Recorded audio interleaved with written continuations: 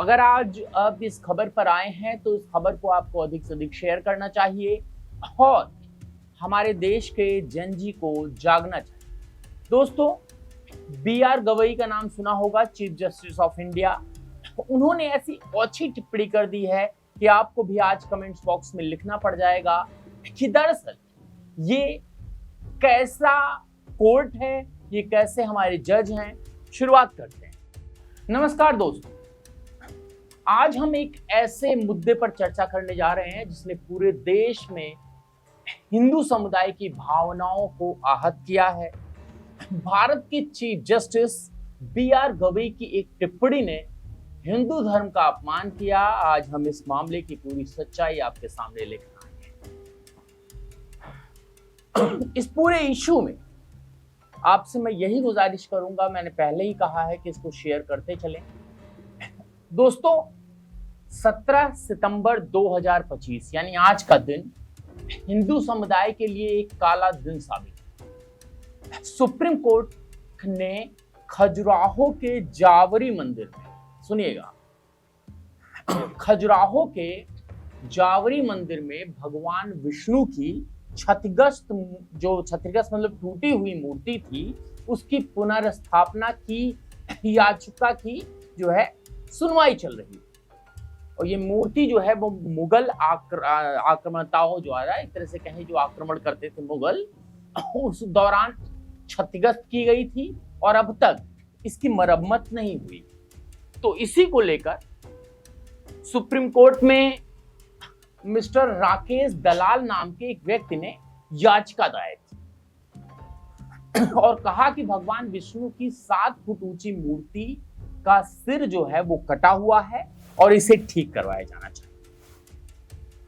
सब कुछ सही था, लेकिन चीफ जस्टिस बी.आर. गवई ने क्या कहा? Chief justice B R. गवई ने क्या कहा, यह सुनकर आपका खून खौल जाएगा। और इतनी बड़ी अपमानजनक टिप्पणी कर डाली है दोस्तों, मुझे लगता है यूट्यूब पर जब मैं ये खबर दे रहा हूं मुझे शर्म आ रही है कि हम लोग कैसे अपने जस्टिस लोगों को चुनते हैं। कमेंट्स बॉक्स में बताते चलिए। दोस्तों, चीफ जस्टिस गवई ने याचिकाकर्ता से पता है क्या कहा? कहा, जाओ और भगवान से ही कुछ करने के लिए कहो। याचिका को रद्द करते हुए कहा है, जाओ और अपने भगवान से ही कुछ करने के लिए कहो। अगर तुम कहते हो कि तुम भगवान विष्णु के कट्टर भक्त हो तो जाओ, अब प्रार्थना।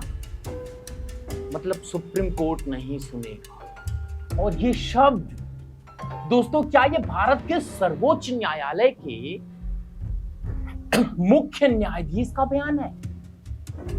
क्या इस तरह के हिंदू धर्म का मजाक उड़ाया जाता है? क्या यही है हमारी न्याय की और न्यायपालिका की निष्पक्षता? दोस्तों, खजुराहो मंदिर चंद्रवंशी राजाओं द्वारा, जी हां, चंद्रवंशी राजाओं द्वारा निर्मित है और हमारी ऐतिहासिक धरोहर है। ये मंदिर भारतीय संस्कृति और कलाकारों के अनुपम का उदाहरण है। यूनेस्को की विश्व धरोहर सूची में शामिल है और यूनेस्को के विश्व धरोहर सूची में शामिल ये मंदिर हमारी सभ्यता का अमूल्य धरोहर है। जब मुगल आक्रमणकारी भारत आए तो उन्होंने हमारे मंदिरों को निशाना बनाया। खजुराहो के मंदिरों के में स्थित भगवान विष्णु की मूर्ति भी इसी आक्रमण का शिकार हुई थी। सैकड़ों साल बाद उस मूर्ति का हाल वैसा ही है। जब हम आजादी के 77 साल, अपने आजादी का 77 साल मना चुके, मैं गवई पर आऊंगा। आप भी सोच रहे होंगे कि मैं इतिहास में क्यों जा रहा हूं। मैं थोड़ा सा समझाना चाह रहा हूं कि हमारे गवई साहब को ये क्यों नहीं समझ आया। 77 साल की आजादी के बाद भी हमारी सरकारों ने इस मूर्ति की मरम्मत की दिशा में कोई ठोस कदम नहीं उठाया। और राकेश दलाल जैसे भक्तों को कोर्ट का दरवाजा खटखटाना पड़ा। Chief justice B R. गवई की जो पृष्ठभूमि है वो भी जान लीजिए। मैं आज पूरा डिकोड करने आया हूं। अब आपको भले स्टोरी लंबी लग जाए, थोड़ा सा इंतजार कर लीजिए मित्रों। दोस्तों, जो बी.आर. गवई हैं वो भारत के 52वें चीफ जस्टिस हैं। 14 मई 2025 को उन्होंने पद संभाला और 23 नवंबर 2025 तक उनका कार्यकाल है। वे भारत के पहले बौद्ध मुख्य न्यायाधीश हैं और दूसरे दलित मुख्य न्यायाधीश हैं। सुनिएगा, अंबेडकरवादी पारिवारिक पृष्ठभूमि रही है। गवई के जो पिता हैं रामकृष्ण सूर्यभान,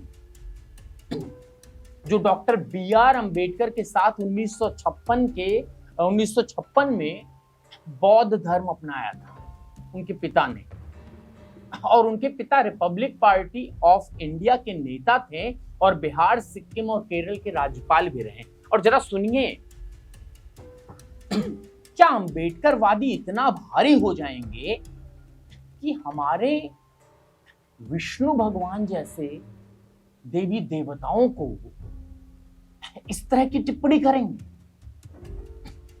अगर अंबेडकर की मूर्ति का गला टूटा होता तो क्या यही कहते कि जाओ और अंबेडकर से जो है पूछो, जो लोग अंबेडकर को भगवान मानते हैं उनके लिए। गवई ने अपने करियर में कई महत्वपूर्ण मामले पर फैसले दिए दोस्तों, लेकिन हिंदू मामलों में उनका रवैया हमेशा संदेहास्पद रहा है। एक संदेहास्पद हमेशा रहा है। न्यायपालिका में हिंदू पूर्वाग्रह सुनिए, न्यायपालिका में हिंदू पूर्वाग्रह, anti Hindu bias in judiciary, वक्फ संशोधन अधिनियम के दोहरे मापदंड। दोस्तों, 2013 में जब कांग्रेस सरकार ने वक्फ संशोधन अधिनियम लाया तो हिंदू याचिकाकर्ताओं ने इसे चुनौती दी, लेकिन सुप्रीम कोर्ट ने सुनवाई से इनकार कर दिया। यही सुप्रीम कोर्ट 2025 में जब बीजेपी सरकार ने वक्फ कानून में संशोधन किया तो मुस्लिम याचिकाकर्ताओं की याचिका पर तुरंत सुनवाई शुरू हुई। क्या ये दोहरा मापदंड नहीं है? और है तो क्यों?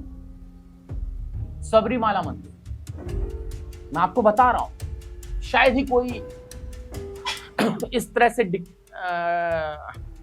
डिस्क्राइब करे। सबरीमाला मंदिर की परंपरा को तोड़ने के लिए कोर्ट ने तुरंत हस्तक्षेप किया, लेकिन मस्जिदों में महिलाओं के प्रवेश मामले में 6 साल से मामला लटका हुआ है। राम जन्मभूमि में सबूतों की मांग की गई थी। राम जन्मभूमि मामले में हिंदुओं से हजारों साल पुराने सबूत मांगे गए, लेकिन वक्फ के मामले में 500 साल पुराने दस्तावेज ना होने पर सहानुभूति दिखाई जा रही है और धार्मिक स्वतंत्रता के नाम पर भेदभाव हो रहा है।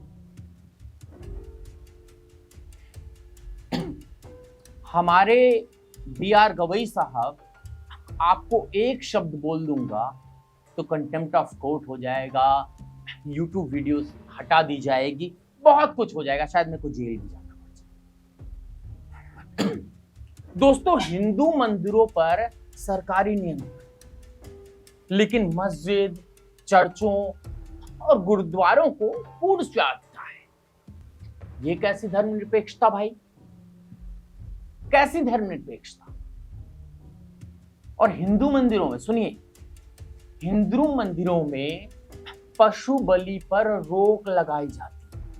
मान्यताएं हो सकती हैं, मैं फेवर में नहीं, लेकिन मान्यताएं हो सकती। हिंदू मंदिरों में पशु बलि पर रोक लगाई जाती है, लेकिन बकरीद के दौरान मांस स्लॉटर पर कोई सवाल नहीं उठाया, कोई सवाल नहीं उठाया।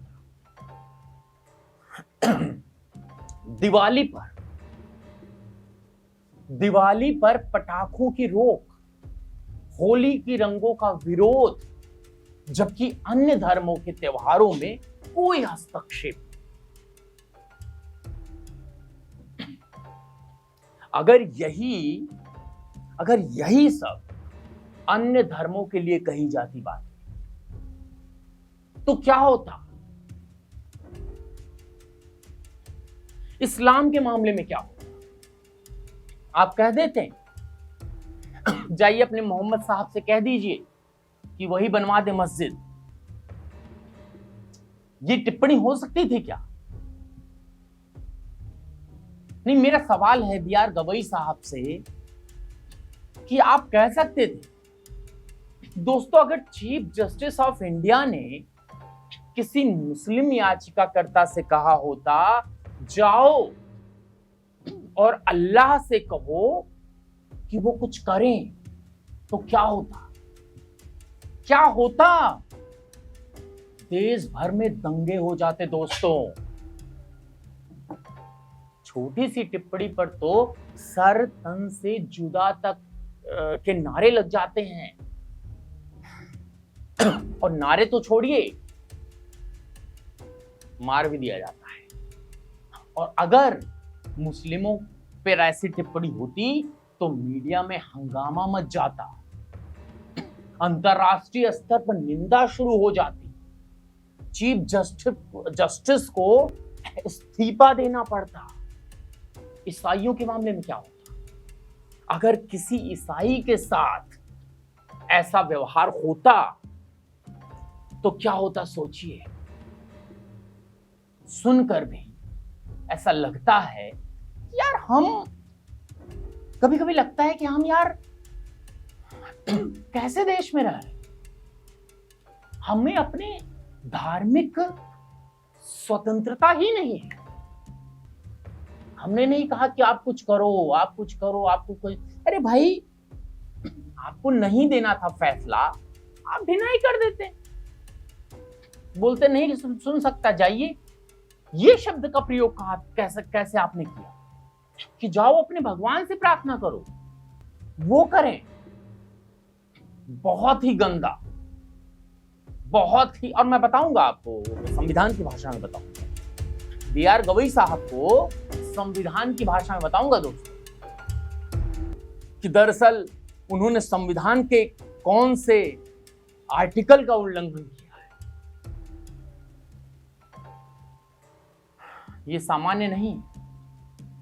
बहुत सारे लोग कह रहे होंगे यार, आप आकर यहां स्पीच दे रहे हो, बड़ी बड़ी बातें कर रहे हो।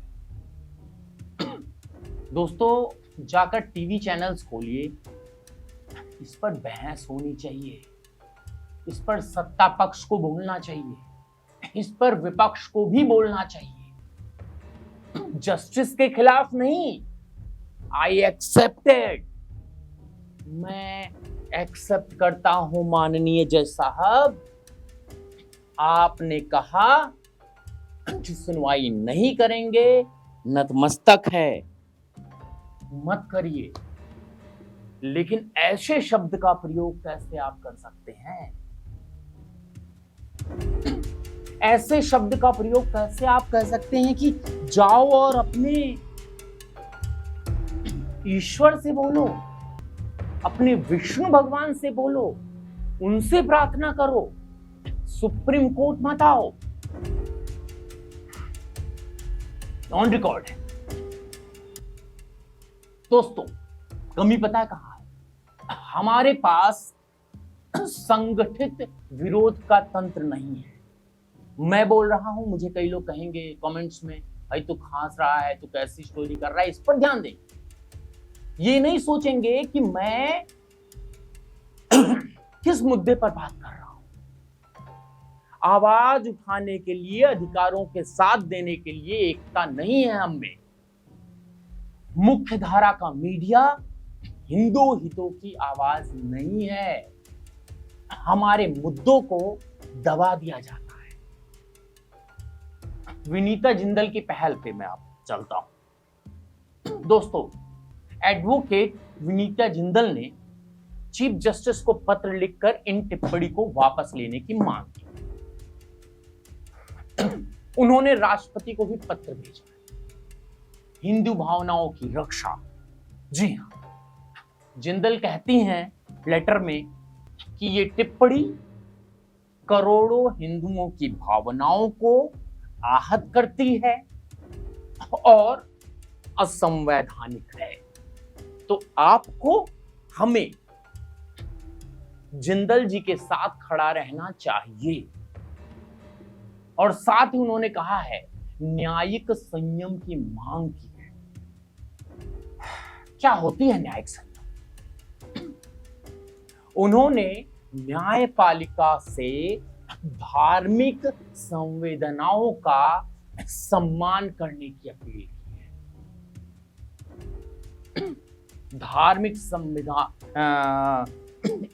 संवेदनाओं का सम्मान करने की। अब देखिए दोस्तों, संविधान क्या कहता है इस बी.आर. गवई पर? कहता है अनुच्छेद 25 का उल्लंघन है भाई। धर्म की स्वतंत्रता के अधिकार का उल्लंघन हो रहा है। अनुच्छेद 25 का उल्लंघन हो रहा है। अनुच्छेद 14 का उल्लंघन भरी कोर्ट में बी.आर. गवई ने किया है। समानता के सिद्धांत का उल्लंघन भी किया गया है इस टिप्पणी के द्वारा। अनुच्छेद 26 का भी उल्लंघन किया गया है इस टिप्पणी के द्वारा। मैं किसी टीवी डिबेट में नहीं बैठा हूं दोस्तों। मैं यहां पर कानून की भाषा में ही बोलूंगा जज साहब से। अनुच्छेद 26 का उल्लंघन है। धार्मिक संस्थानों के प्रबंधन के अधिकार का हनन हो रहा है। ऐतिहासिक न्यायिक फैसलों का अगर हम विश्लेषण करें तो बहुत लंबा हो जाएगा दोस्तों। आपसे अनुरोध है इस वीडियो को अधिक से अधिक शेयर करें। बी.आर. गवई को समझना चाहिए, खुलेआम इससे पहले कोई सड़क पर उतरे, आपकी कोर्ट से आपको खींचकर बाहर लाए और आपको आपकी भाषा में समझाए, तो कृपया करके मेरे जज साहब इस टिप्पणी को वापस लीजिए।